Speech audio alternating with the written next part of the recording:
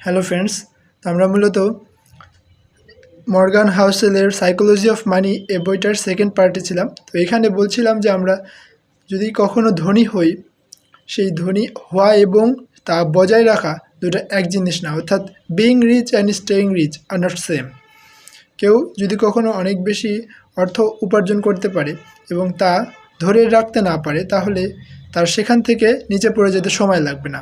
অর্থাৎ এইখানে লেখক মূলত আমাদেরকে একটু ডিসক্লেইমার অথবা সতর্কবাণী দিয়েছেন যে শুধুমাত্র রিচ হলে বা অনেক বেশি মানি ইনকাম করলেই হবে না, তা আমাদেরকে কোথায় খরচ করতে হবে এবং কিভাবে খরচ করতে হবে সেটা বুঝতে হবে, অর্থাৎ তার লাগাম ধরতে হবে।